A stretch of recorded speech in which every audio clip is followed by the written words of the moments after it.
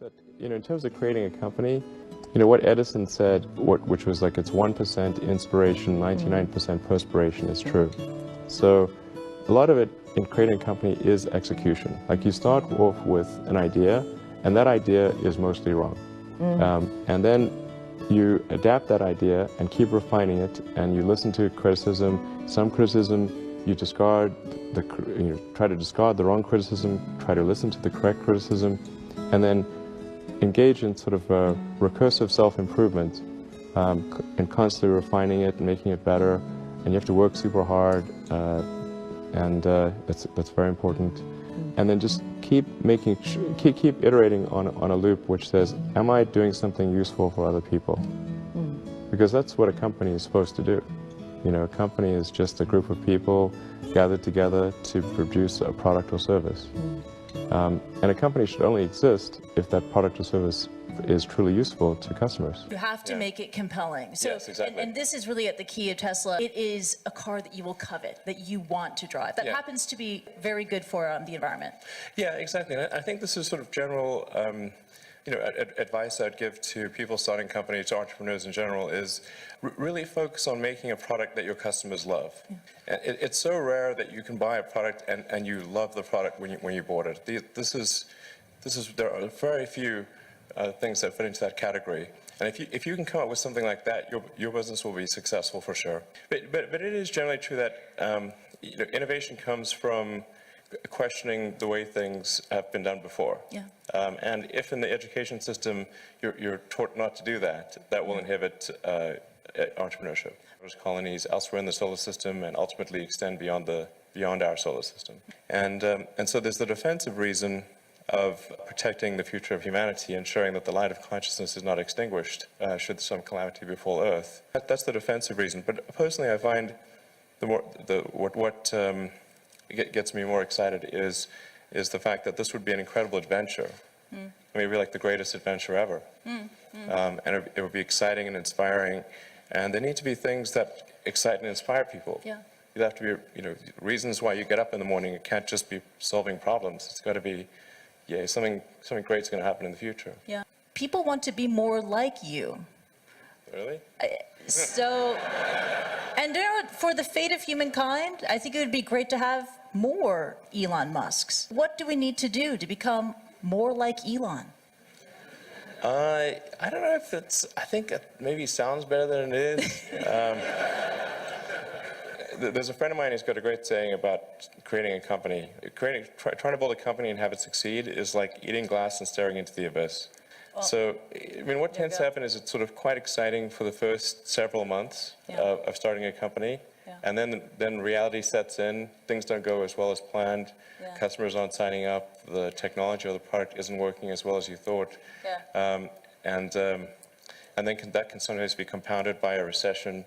And it can be very, very painful for several years. Frankly, starting a company, I would advise people to have a high pain tolerance. Do you fear that maybe in this generation or the younger generation that they don't have that perseverance and grit to take on these really tough challenges? I think some people do, and but no, I think it is definitely true that, I mean, maybe there are occasionally companies that get created where there's not an extended period of extreme pain, but I'm not aware of very many of such instances. So, but I do think that new great entrepreneurs are born every day, and we'll continue to see amazing companies get built. But I would definitely advise people who are starting a company to expect a long period of quite high difficulty. But I mean, as long as people stay super focused on creating the absolute best product or service that really delights their end customer, if they stay focused on that, then if you get it such that your customers want you to succeed, then you probably will. All right, you have to focus on the customer and delivering for them.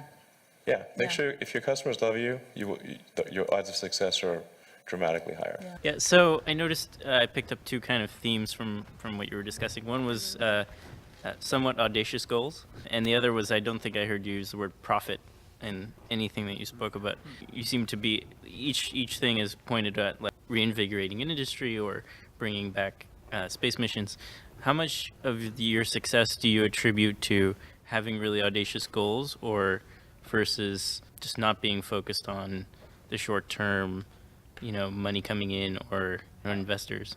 Unfortunately, one does have to be focused on the short term and money coming in when creating a company, because otherwise the company will die.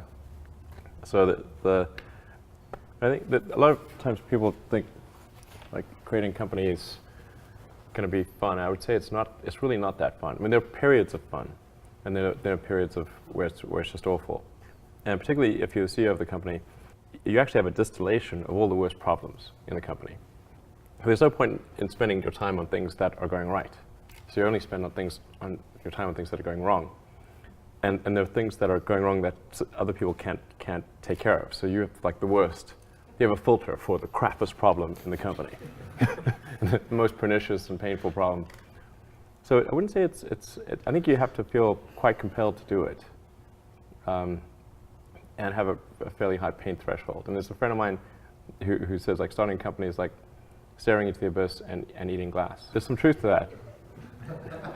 The staring into the abyss part is that you're going to be constantly facing the extermination of the company. Because most startups fail. It's like 90%, arguably 99% of startups fail. So that's the staring into the abyss part. You're constantly saying, okay, if I don't get this right, the company will die. And then the eating glass part is you've got to do the problems. You've got to work on the problems that the company needs you to work on, not the problems you want to work on. And so that's you end up working on problems that you'd really wish you weren't working on. And so that's the eating glass part. And that goes on for a long time. So how do you keep your focus on the big picture when you're constantly faced with, we could be out of business in a month? Well, it's just a very small percentage of mental energy is on the big picture. Like you know where you're generally heading for, and the actual path is going to be some sort of zigzaggy thing in that direction. You try not to deviate too far from the path that you want to be on, but you're going to have to do that to some degree. But I don't want to diminish the. I mean, I think the profit motive is a good one if the rules of an industry are properly set up. So there's nothing fundamentally wrong with profit. In fact, profit just means that people are paying you more for whatever you're doing than you're spending to create it. That's a good thing. and if that's not the case, then you'll be out of business, and rightfully so. Because you're not adding enough value. Now, there are cases, of course, where people will do bad things in order to achieve profit, but that's actually quite unusual. I mean, because usually the rules are set up mostly correctly, like not completely, but mostly correctly. How do you spend your days now? Like, what do you allocate most of your time to? My time is mostly split between SpaceX and Tesla, and of course I try to spend a part of every week at OpenAI. Basically half a day at OpenAI most weeks. But other than that, it's really SpaceX and Tesla. And what do you do when you're at SpaceX or Tesla? Like, what does your time look like there? Yeah, so that's a good question. I think a lot of people think I must spend a lot of time with media or on businessy things, but actually almost all my time, like 80% of it is spent on engineering and design. Engineering and design, so it's developing next generation product. That's 80% of it. You probably don't remember this. A very long time ago, many, many years, you took me on a tour of SpaceX. And the most impressive thing was that you knew every detail of the rocket and every piece of engineering that went into it. And I don't think many people get that about you. Yeah, I think a lot of people think I'm kind of a business person or something, which is fine. Like, business is fine, but but really, it's like at SpaceX, Gwynne Shotwell is chief operating officer. She kind of manages legal, finance, sales, and kind of general business activity. And then my time is almost entirely with the engineering team, working on improving the Falcon 9 and the Dragon spacecraft, and developing the Mars colonial architecture. And then at Tesla, it's working on the Model 3 and some in the design studio, typically half a day a week, dealing with aesthetics and look and feel things, and then most of the rest of the week is just going through engineering of the car itself, as well as engineering of the factory. How should someone figure out how they can be most useful? Whatever this thing is that you're trying to create, what would be the utility delta compared to the current state of the art times how many people it would affect? So that's why I think having something that makes a big difference but affects a sort of small to moderate number of people is great, as is something that makes even a small difference but affects a vast number of people. Like the area under the area curve. under the curve. Yeah, exactly. The area under the curve would actually be roughly similar for those two things. I mean, there's a lot of things. I mean, it's sort of, I mean, certainly, listen more to critical feedback. I mean, like a lot of things I learned in college actually were pretty helpful. I mean, I think the physics approach to thinking is very good, like the first principles approach. And you applied that broadly? Yeah, applying the first principles approach to thinking is, I think, a good way to figure out counterintuitive situations. So I thought that was really a helpful thing to learn. Whereas there's many things that need fixing in the world, and students here probably could think of a long list, many of which you could probably imagine solutions to using the physics first principle approach. But has there been any framework or idea you've used to filter out what you don't do, what you don't pursue? Yeah, I mean, well, if sort of follow what I did initially was, you go back to like college times, I was working on energy storage technologies for electric vehicles. And that's what I was going to pursue at Stanford, actually, was work on like advanced capacitors and batteries to improve the energy density for electric vehicles. And then the internet was kind of happening. It was clear like the internet was happening like back in like 94, 95. And I wasn't sure if what I worked on in the PhD would actually be useful. So I was really concerned that if I... Why? Timing, or what was your intuition? Meaning, I think it could be academically useful, but not practically useful. I think you could result in a PhD and adding some leaf to the tree of knowledge, but then discovering that, well, it's not really gonna matter. Like that's, is it going to be a good enough thing to actually be used in an electric vehicle? I wasn't sure. I mean, so it was like, I was uncertain as to whether success was one of the possible outcomes.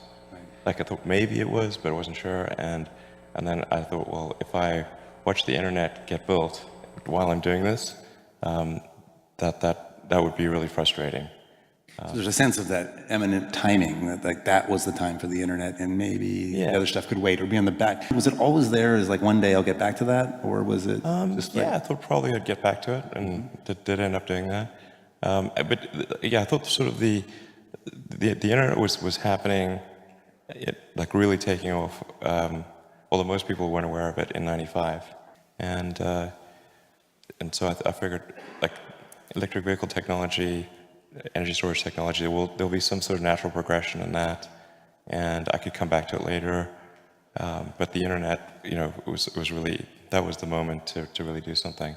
Although in '95 it wasn't obvious that you could actually make any money on the internet. This was like nobody, until Netscape went public, I think at the end of '95, nobody even thought there was like you could make a valuable company on the internet. It wasn't as obvious as it seems now. Yeah, like now it seems really obvious, but back then it was not at all. And then the internet's also helpful because it's anything to do with software is a low capital endeavor. So I didn't have any money. I just had a bunch of student debt. But software you can just write, like by yourself. And you don't need a lot of atoms, like you don't need a lot of tooling and equipment, and so it's not capital intensive. So the ability to start a company, if it's software related, and it's the first company, is much, much easier. Right. And yeah. It seems obvious now, but of course, the easier place to start, and then as you gain more of a personal reputation and have more personal capital, as some may or may not know, SpaceX was entirely funded by Elon for its first period, partially from and in an era when others probably wouldn't have funded it, right, in those earliest days. Well, and actually, I mean, the precursor to SpaceX was not, the idea wasn't really to create a company. It was to try to figure out why we hadn't sent people to Mars. Going from PayPal to sort of the next thing, I was sort of thinking, well, is there some way to reignite the dream of Apollo? That says you have a useful company. But in a high growth scenario, you have a lot more inputs for future outputs, so that you have negative cash flow and lack of profitability, and which we currently have at Tesla. But in the long term, of course, that has to be fixed. There can't be negative cash flow in the long term, and that there needs to be a net positive output, which is sort of profits in the long term. But in the short term, when there's high growth, it isn't the most sensible thing. When you have this thing that every employee and customer knows is the purpose of the company, how do you see that flowing through to benefits for the company? I think having a purpose certainly is going to attract the very best talent in the world, because if there's something that's intrinsically enjoyable and the financial rewards are good, but then also it's something that's going to genuinely change the world, then I think that's a pretty powerful motivator. But I don't think like everything needs to change the world, I mean, honestly, like there's lots of like useful things that people do, and I mean, I think really it should be like a usefulness optimization. Like just say like, is what I'm doing as useful as it could be? You're talking about the goal of an organization or a goal in career? general, yeah, and just even if something isn't changing the world, if it's making people's lives better, I think that's great, and. Even if something's like making only people's lives only slightly better, but it's a large number of people, then kind of like the area under the curve Sure. is quite good. So is that mathematical first principles of point utility and number? Exactly. Look at the integral. Yeah. Okay. Like I mean, sort of like one could say like is like some app really making people's lives better? But if it's affecting a lot of people, even in a small way, then yeah, the sort of area is good. It's always really tricky to predict the future. I mean, some of it's pretty obvious, like computing power is going to be just crazy. And the big change is the cost of computing power. Not so much the sort of circuit density, sort of the Moore's law thing. But if you look at, say, what is the actual dollars per instruction, and that is. I mean that cost is dropping exponentially. I mean, if you think about it, like if you're making a computer, you're rearranging silicon and copper, so on a little chip, and once the capital cost of the development and the chip plant is paid for, the marginal cost of a chip is very, very tiny. So I think we'll see massively parallel computers. And computing power and storage being, as much as you want. And it's interesting. I too start with that. Like if I don't know what else to predict, but as a foundational thing, sure. This seems like the safest starting, premise. But then, what does that ripple through to in fields like genetics and AI, which you mentioned, autonomous driving, space-related topics? I mean, just ubiquitous computing everywhere. I think AI is going to be incredibly sophisticated in 20 years. When does it first wake up? It seems to be accelerating, and the tricky thing about predicting things when there's an exponential is that an exponential looks linear close up, but it's not linear. So, and AI appears to be accelerating, from what I can see. And do you look at autonomous driving and point AIs like the Siri-like functionality as your guidepost? Well, I had sort of a debate about something like, is AI accelerating or not? And like he was saying, well, what's the y-axis? If it's accelerating, you get t on the x-axis, but what's the y-axis? And I said, well, I thought about that, and I think you could have a recursive y-axis, so that if at any point in time your predictions for AI are coming sooner or later, that actually would help define whether it's accelerating or not. Whatever that axis was. So you mentioned look at the net change. It's sort of a recursive axis. Like, so if in any given year if you find your predictions are going further out or coming closer in, that actually, is one way to think of acceleration. Because because otherwise, what's the qualitative or quantitative measure of AI? And I can certainly see that with autonomous driving. 3 years ago, I thought it was 10 years away. And then 2 years ago, I thought it was 5 years away. Now I think it's 3 years away or less than 3 years away. Wow.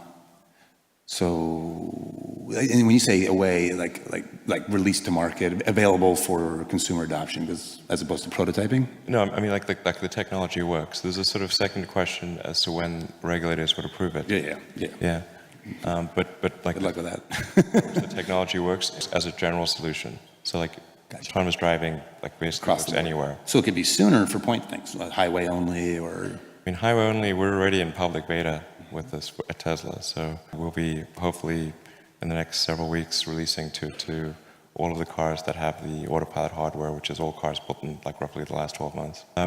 So for sure, ubiquitous computing, AI that's beyond anything the public appreciates today. I think we'll have most of the new vehicles being produced being electric, and we'll probably have a supermajority of energy being produced being sustainable. So I think we're headed Solar towards a good track. primarily in your mind? Primarily solar, yeah. I think that those are sort of some good things. I think we'll be hopefully on a good path for sustainable energy. Sooner is always better, but I think by 2035, I think we'll be substantially, most of transport, most of new energy being produced will be sustainable. Broadband everywhere? Broadband everywhere, yeah. And hopefully a small base on Mars, or a small city on Mars in 20 years, yeah. I think, City, did I hear?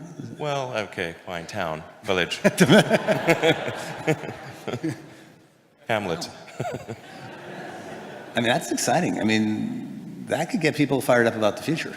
Yeah, I do. I agree, exactly. I mean, so for sure, Mars and sustainable transport and those items, I think are really, and sustainable energy, those are, I think, really cool things. I mean, in terms of getting excited about it, I mean, it's I think we'll probably start seeing more truly cyborg activity, human brain like brain-computer interfaces. Okay. There's Alongside the AIs that are purely synthetic? Yeah, I think so. It's the only way we can relate, I think, and have a conversation. Yeah. I mean, there are amazing things happening these days. They've been able to figure out how to do an artificial hippocampus in rats and monkeys, and now they're looking at doing that to solve severe epilepsy. About half of severe epilepsy cases originate in the hippocampus, and by having sort of an artificially augmented hippocampus, they can actually solve the severe epilepsy cases. Other board members asked, and maybe in a cheering up kind of method, with some quoting Bill Gates or somebody that said, if you haven't failed, then you're not learning, or it's a paraphrase of the quote. And I remember your reply, and I have it written as a quote because I want to put it on a placard. Given the options, I prefer to learn from success, which I think is a great comeback. And so I guess I was curious in general, what do you think of the Silicon Valley mantra, fail fast, fail often, or as Esther Dyson says, always make new mistakes, as if failure is the crucible of learning? I'm curious if you had any further thoughts on that, and that maybe off-the-cuff comment you made out there. Well, I mean, there are many that I think there's some entropic basis for this. There are many more ways to fail than to succeed. So you have to explore, particularly for a rocket, there's 1,000 ways to think and fail, and one way it can work. So you could have a lot of rocket failures to explore all the ways in which it could fail. But I do think that one great thing about Silicon Valley is failure is not a big stigma. So it's if you try hard and it doesn't work out, that's okay. You can learn from that and do another company, and it's not a big deal. And I think that's really one of the great things about Silicon Valley. Interesting. Do you also, I'm curious if either it seems to me that on the system design side, you can accommodate a likely failure of subcomponents, and so much of the elegance of, let's say, a Falcon 9 or a Falcon 9 Heavy as an ultimate incarnation of this vision of how the rocket should be built, to say, hey, parts will fail, but here's how the system can succeed. And I'm curious if there's any other thoughts along that, how to accommodate anticipated failure, and then also maybe like in managerially, is there ways that you motivate the team either in advance of failure to coach them on, hey, this is going to happen, or in the aftermath of failure to get them fired up to solve it and move forward when it might be dark times? And like, for example, notions like failure to launch, exploding on the pad, there's all these, it's a very visual, it's public spectacle when you have a setback in the rocket industry. And I'm curious how you manage around failure. I mean, I think it's like quite painful and difficult, honestly, and it feels terrible. The company's sort of looking to, me to, rally them, and so I do. But I honestly feel super bad. It's like a punch in the gut. Yeah. Yeah. I remember it's almost like a time, like the stages of grief. I remember it. Yeah. I mean, it's particularly with rockets. It's just space is hard, and rockets tend to fail, unfortunately. And even when you've got like a lot of really smart people working super hard to minimize the probability of failure, it's still there, and it's quite significant. And people have asked me like, well, why are rockets especially hard? And part of it is like everything has to work the first time. Like you can't do a recall, you can't patch it. It's like 9 minutes to orbit or it's over. And then you can never test the rocket completely in the environment that it's actually going to experience. So you can't fully recreate something that's moving super fast in a vacuum on the surface of Earth. Like you can only really recreate that in space. Is that a limit of the simulation tools? Pardon me? Is that a limit of the simulation tools today, or is that a fundamental? Yeah, absolutely. If there's any error between the simulation and reality, and there's always some amount of error, then that can result in a failure. It's a really, really tricky one. It's like, in a software analogy, it would be like if you had to write a whole bunch of software modules and you can never run them together, and you couldn't run them on the target computer. Like when you're testing them, you'd have to test them individually and not in the actual computer that they're going to run on. Gotcha. Then you put all the modules together, run it for the first time in a completely different or very different computer, and it has to run with no bugs. That is difficult. Yeah. The software analogies to rocket design are deep. The modular reuse, I mean, there's many of these. Like, for those who aren't familiar, it's not like this is an aerospace engineer by traditional training coming, but is in fact radically changing the industry. I think applying a CS perspective to industry after industry, I'm like, how would a computer scientist or a physicist approach the problem, which oftentimes is a solution very unlike the industry incumbents. There's a certain elegance to it, at least from the outside. What do you look for in design? And related, if you'd like, what do you look for in art? Design might be more immediately relevant. But I mean, you want to make something beautiful. You want to trigger whatever fundamental aesthetic algorithms are like in your brain. You have, I think, some intrinsic elements that represent beauty, and that trigger the emotion of appreciation of beauty in your mind. And I think that these are actually relatively consistent among people. I mean, not completely. Some people not everyone likes the same thing, but there's a lot of commonality. But I think it is important to combine aesthetic design with functionality. Like if you say what was really hard about, say, the Model S or the Model X, was to combine aesthetics and utility. So to balance the two. You can make a car look very good by giving it sort of certain proportions, like making it sort of low and slim, and if you do that, the utility is significantly affected. So the big challenge with the Model S was trying to figure out how do we get 5 adults plus 2 kids, because we want to have sort of a 7-seater. The big challenge with the S was having a car that had a high utility and looked good, and the same with the X. So to make a sports car look good is relatively easy, but to make a sedan look good or an SUV look good is quite difficult. And I think another principle is you want to have it feel bigger on the inside than it looks on the outside. And that's also a really hard thing to do. And then really pay attention to the little details. the nuances of design and shape and form and function and the way it looks in different lights. And When something's off, the little thing, how do you experience that? it drives me bananas. Yeah. I mean, the problem is like if you can train yourself to pay attention to the tiny details. I think almost anyone can.